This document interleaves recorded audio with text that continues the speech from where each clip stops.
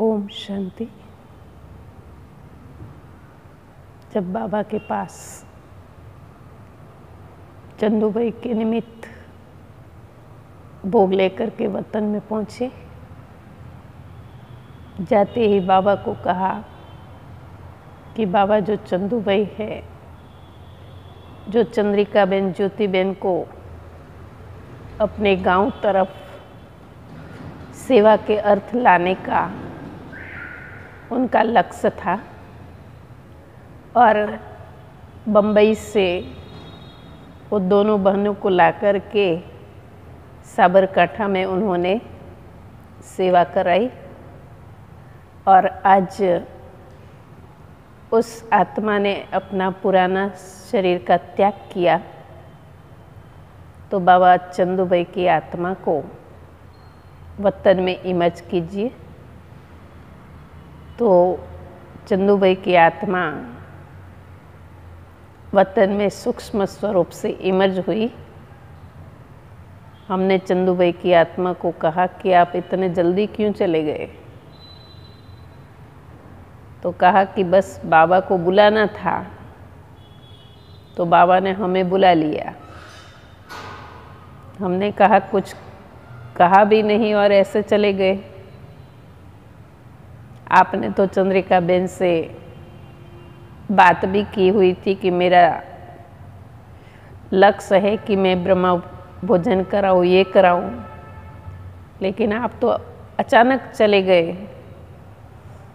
तो अपने शरीर छोड़ा। उसके बाद मैं, शोभा बेन और ज्योति बेन तीनों आपके घर गए थे और दीपक भाई ने, जो ज्योति बेन ने थोड़ा सा मृत्यु प्रवचन की बात सुनाई और दीपक भाई ने सुना कि जो ऐसा है तो मैं 5,000 रुपया देता हूँ और उसके निमित्त चंदूभाई आपकी आत्मा का भोग भी आज मैं लेकर के आपके पास पहुँची हूँ।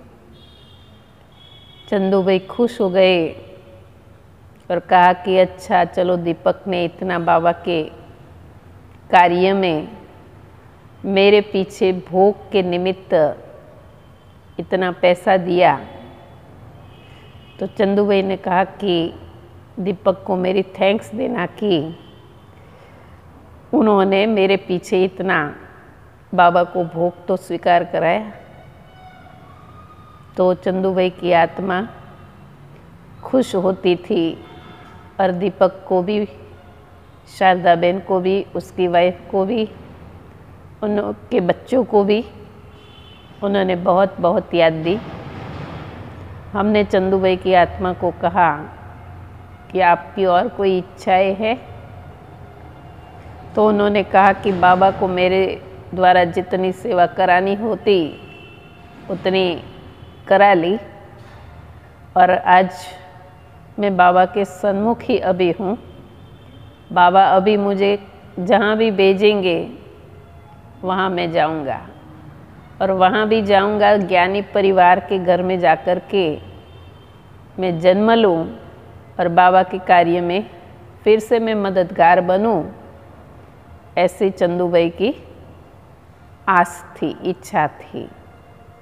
तो हमने कहा कि आज मैं आपके लिए भोग लेकर के आई हूँ। शारदा बेन ने और आपके परिवार वालों ने सभी ने याद दी है, तो कहा कि मेरी भी याद सबको देना। मैंने कहा कि हम गए थे तो उस समय मंजू बेन भी थी, विद्या बेन भी थी और भी शारदा बेन भी मिली, सब मिले और उन सभी ने आपको बहुत बहुत याद दी है। तो चंदूभाई ने उसकी याद स्वीकार की और रिटर्न में उसने भी उन सभी को याद दिया है। कहा कि दीपक को भी, कि दीपक भी शारदा बेन को बहुत अच्छी तरह से संभाल करे।